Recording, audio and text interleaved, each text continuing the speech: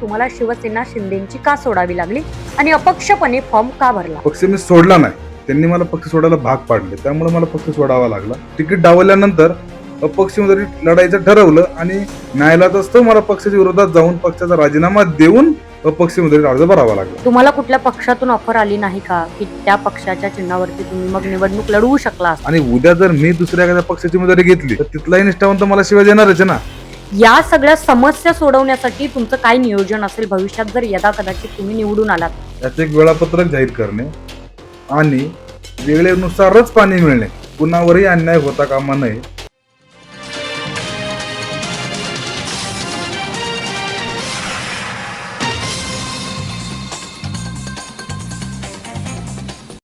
तो उमेदवार आहे अक्षय पवार. अक्षय पवार यांच्याशी आपण बातचीत करणारच आहोत, पण त्यांच्याबद्दल बोलायचं म्हणल्यानंतर ते आधी शिवसेनेमध्ये म्हणजे मूळ शिवसेनेचे निष्ठावंत कार्यकर्ते होते. अनेक जबाबदाऱ्या त्यांनी पक्षाच्या पार पडलेल्या आहेत. पण त्याचबरोबर मध्यंतरी एक मोठा इतिहास घडला महाराष्ट्राच्या राजकारणामध्ये आणि ते शिवसेनेमधून शिंदेच्या शिवसेनेमध्ये आले. शिंदेच्या शिवसेनेमध्ये अनेक वर्ष काम केल्यानंतर अचानक काहीशी नाराजी झाली, त्याचं कारण आपण जाणून घेणार आहोत. आणि त्यानंतर पक्ष सोडला आणि अपक्षपणे त्या नगर परिषदेच्या निवडणुकीमध्ये प्रभाग 11 मधून कप बशी या चिन्हावरती अधिकृतपणे ते निवडणूक लढवत आहेत. त्यांच्याशी आज आपण बातचीत करणार आहोत. सर्वप्रथम दादा, तुमचं स्टार महाराष्ट्र न्यूज मध्ये सहर्ष स्वागत. माझा पहिला प्रश्न असेल की तुम्ही पहिल्यांदा शिवसेनेमध्ये होता, मूळ शिवसेनेमध्ये. जेव्हा शिवसेना फुटली त्यावेळी तुम्ही शिंदेच्या शिवसेनेमध्ये आलात आणि त्यानंतर अचानक निवडणुकीच्या तोंडावरती तुम्ही पक्ष कायमचा सोडला की सोडला म्हणावं लागेल. कायमचा सोडला की सोडला हे तुम्हाला माहिती असेल कदाचित, पण तुम्ही पक्ष सोडला आणि त्यानंतर अपक्ष पदाचा फॉर्म भरून तुम्ही प्रभाग 11 मधून कबशी चिन्हावरती निवडणूक लढवताय. तर याच्या पाठीमागचं नेमकं कारण काय आहे? तुम्हाला शिवसेना शिंदेची का सोडावी लागली आणि अपक्षपणे फॉर्म का भरला? याचं कारण असं आहे मॅडम, मी गेली 14 वर्ष शिवसेना या पक्षाचं काम करत होतो आणि एक निश्चित आहे, मी शिवसेना शाखा प्रमुख झालो, मी शिवसेना भेकरानगरचा शाखा प्रमुख झालो, मी शिवसेना सरचिटणीस पदावरही काम केलं आणि प्रत्येक काम हे प्रामाणिकपणे केलं. पण ज्यावेळेस पक्षाला काहीतरी कार्यकर्त्याला देण्याची वेळ आली त्यावेळेस पक्षाने जाणीवपूर्वक माझ्यावरती अन्याय केला आणि अन्याय करण्याचं मी त्यांना कारणही विचारलं की बाबा मी त्या पदाला कॅपेबल नाहीये का, तुम्ही माझं मत विचारात घ्या, माझ्याकडे त्या प्रभागाच्या विकासाचं काहीतरी विजन आहे, विजयाचं काहीतरी विजन आहे, ह्याचा तुम्ही विचार करावा. त्यांनी माझी कुठलीही गोष्ट ऐकून न घेतल्या कारणामुळे आणि मला ते सहन न झाल्यामुळे त्यांनी मला सोडायला भाग पाडलं. पक्ष मी सोडला नाही, त्यांनी मला पक्ष सोडायला भाग पाडले, त्यामुळे मला पक्ष सोडावा लागला. आणि जनतेत राहून जनतेची कामं करायची असतील तर आपल्याकडे कुठल्या तरी एका जनतेतून संविधानिक पदाची गरज आहे.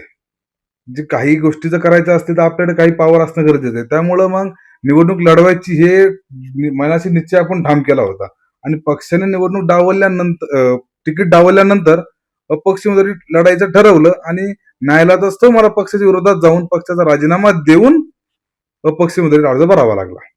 तुम्ही ज्या वेळा पक्ष सोडला त्यावेळा तुम्ही प्रचंड चर्चेत आला होता आणि महाराष्ट्राचा हा आत्ता बनत चाललेला इतिहास म्हणावा लागेल. जेव्हा एखादा तरुण नेता पक्ष सोडतो तेव्हा त्याला दुसरीकडून लगेचच ऑफर येतात. तुम्हाला कुठल्या पक्षातून ऑफर आली नाही का की त्या पक्षाच्या चिन्हावरती तुम्ही मग निवडणूक लढवू शकला असता? मॅडम, मी जसा शिवसेनेचा कार्यकर्ता होतो गेली 14 वर्ष तसेच दुसऱ्या पक्षाचे अनेक कार्यकर्ते होते आणि आज माझ्यावरती अन्याय झाला म्हणून मी दुसऱ्या पक्षामध्ये जाऊन तिथल्या एखाद्या निष्ठावंतावरती अन्याय करणे हे माझ्या बुद्धीमध्ये न पटणार होतं. कारण एका कार्यकर्त्याची व्यथा आणि एका कार्यकर्त्याचं दुःख हा दुसरा कार्यकर्ता समजू शकतो. त्यामुळे मला ऑफर 2 पक्षाच्या होत्या किंवा तुम्ही आमच्याकडनं लढा, पण मी त्यांना सांगितलं की त्या पक्षातून तुमचे 2 कार्यकर्ते काम करत आहेत, तयारी करत आहेत आणि माझ्यामुळे कुठेतरी त्यांच्यावरती अन्याय नको ह्या कारणातून मी अपक्षच लढायचं ठरवलं होतं. आपल्यामुळे कुणावर अन्याय नव्हतो. आज बघा, माझी उमेदवारी दुसऱ्या व्यक्तीला दिल्यामुळे मी त्या व्यक्तीला शिव्या घालतोय आणि उद्या जर मी दुसऱ्या एखाद्या पक्षाची उमेदवारी घेतली तर तिथलाही निष्ठावंत मला शिव्या देणारच आहे ना. फक्त एका स्वच्छ आणि एका तत्वाशी तडजोड नाही, आपल्यामुळे कुणा अन्याय करायचं नाही आणि कुणाच्या हक्काचा आपल्याला नको, ह्या 2 भावनेतून मी अपक्ष फॉर्म लढायचं उमेदवारी ठरवली लढायची. पक्ष अपक्ष तर होतच राहील, पण सगळ्यात महत्वाचा जो मुद्दा आहे आता तो अगदी म्हणजे एका हाताच्या 4 बोटावरती मोजणे इतपत दिवस उरलेले आहेत मतदानासाठी आणि हा काळ अत्यंत महत्वाचा काळ आहे. तुम्ही अपक्षपणे फॉर्म भरलेला आहे आणि तुम्ही ज्या जुन्या पक्षामध्ये होता कदाचित आता तो पक्ष तुमच्यासाठी स्पर्धा बनलेला आहे, कारण तुम्ही अपक्षपणे उभा राहिलेला आहे तो पक्ष सोडून. पण ही निवडणूक लढवत असताना अपक्ष उमेदवार म्हणून उमेदवाराकडे लोक आशेने बघतात, एकतर या उमेदवाराने आधी काहीतरी चांगली कामं केलेली असावीत, नाहीतर येत्या भविष्य काळामध्ये याची विजन्स क्लिअर असावीत. पण जेव्हा जेव्हा प्रत्येक उमेदवार उभा राहतो तेव्हा तेव्हा त्याच्याकडे सांगण्यासाठी निदान काहीतरी कामं असायला हवी आहेत. आणि तुम्ही एक आता तरुण उमेदवार आहात आणि लोक अपेक्षित करतात की तरुणांनी राजकारणात यावं, आणि तुम्ही तर आलेलाच आहात. पण अशी कोणती कामं तुम्ही केले ज्या कामांच्या म्हणजे त्या कामांच्या वरती तुम्ही ही निवडणूक लढवण्याचा निर्णय घेतलेला आहे? माझा जन्म त्या प्रभागातला आहे. मी गेली 25 वर्ष त्या प्रभागामध्ये राहतो आणि मी संघटनेशी प्रामाणिकपणे असताना आम्ही संघटनेच्या मार्फत तिथं भरपूर कामं केलेली आहेत. आमच्या नेत्यांच्या मार्फत रस्ते असतील, स्ट्रीट लाईट असेल, ड्रेनेज असेल. एखाद्या व्यक्तीचा कॉल आल्यानंतर आम्ही त्यांच्यापाशी 20 ते 25 मिनिटांमध्ये हजर असायचो. अगदी आरोग्य शिबिर असेल, रक्तदान असेल, भरपूर गोष्टी आम्ही त्या प्रभागामध्ये केलेल्या आहेत. का तर तो प्रभाग आमच्या कुटुंबासारखा आहे. म्हणजे माझा जन्म त्या प्रभागातला आहे आणि गेली 22 वर्ष मी त्या प्रभागामध्ये काम करतोय. त्यामुळे त्या प्रभागातला आता काय करायचं ह्या गोष्टी माझ्यासमोर आहेत. पुणे हे शिक्षणाचं माहेरघर आहे आणि इथे भरपूर राज्यातून, जिल्ह्यातून इथं युवक शिक्षणासाठी येत असतात आणि इथे कुठेही माझ्या नगर परिषद हद्दीमध्ये कुठेही चांगल्या अभ्यासिका नाहीये. तर प्रथमतः 1-2 महाराष्ट्राला आणि जिल्ह्याला हेवा वाटेल अशा 2 अभ्यासिका उभारणे विद्यार्थ्यांसाठी. त्यानंतर छोटंसं एक गार्डन उभं करणे प्रभागामध्ये. एक छोटंसं जिल्ह्याच्या अंडर असणारे एक छोटंसं रुग्णालय उभारणे. अजून भाजी मार्केट, वाढती लोकसंख्या पाहता भाजी मार्केटचा खूप मोठा इथं आमच्या इथं प्रश्न होते. ते एक चालू करणे, ओपन जिम चालू करणे आणि या सगळ्याच्या पुढे जाऊन पाण्याची व्यवस्था. 2002 साली फुरसुंगीची लोकसंख्या होती 20,000, आज ती झालेली 4,00,000. ही जी वाढती लोकसंख्या झपाट्याने याच्यावरती कायमस्वरूपी आपल्याला काय तोडगा करता येईल पाण्यावरती. 93 कोटीची प्राणी योजना बनलेली आहे, पण ही पाणी योजना अजून सर्वसामान्यांपर्यंत नाही पोहोचलेली. त्या मार्फत काय करता येईल ह्या सर्व गोष्टींचा विचार करूनच मी निवडणूक लढवतोय आणि प्रभागाचा जन्मही माझा तिथला आहे. मी तिथं लहानाचा मोठा झालोय. आज त्या प्रभागातल्या व्यक्तीशी माझा 22 वर्षाचा संबंध आहे. 22 वर्ष त्या प्रभागाचा मला अभ्यास आहे. त्यामुळे त्या प्रभागात आणि सर्वसामान्य लोकांचा तो प्रभाग आहे. तिथं असा कोणीच मोठा पैशावाला नाही की असं नाही, पण मी एक सर्वसामान्य घरातला एक मुलगा आहे आणि सर्वसामान्यांच्या समस्या सर्वसामान्य व्यक्तीलाच माहीत असतात. त्यामुळे मी सर्वसामान्य घरातल्या व्यक्ती, सर्वसामान्यांच्या व्यथा मला माहिती आहेत आणि त्या व्यथा सोडून मी कायम कटिबद्ध राहीन आणि 100% स्वतःला झोकून देऊन मी काम करेन. अगदीच तुमचे विजन्स पण क्लिअर आहेत. पण सगळ्यात महत्वाचं माझं जे अनुकरण आहे या नगर परिषदेच्या बाबतीत ते असं आहे की ते प्रचंड ट्रॅफिकची समस्या आहे, इथे प्रचंड रस्त्यांची समस्या आहे, ड्रेनेज लाईटची समस्या.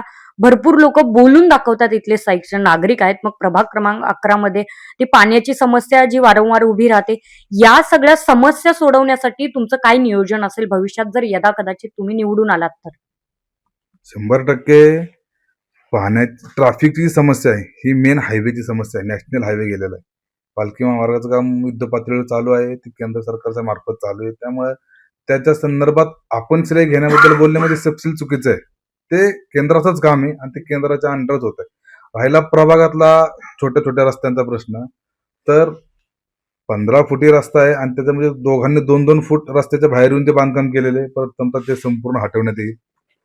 पाण्याचा प्रश्न झाला तर एमजीपीचे जे पाणी आहे किंवा नगर परिषदेच्या अंडर जे लोकांपर्यंत पाणी पुरवठा करण्याचं साधन आहे याचं एक वेळापत्रक जाहीर करणे आणि वेळेनुसारच पाणी मिळणे, कुणावरही अन्याय होता कामा नये.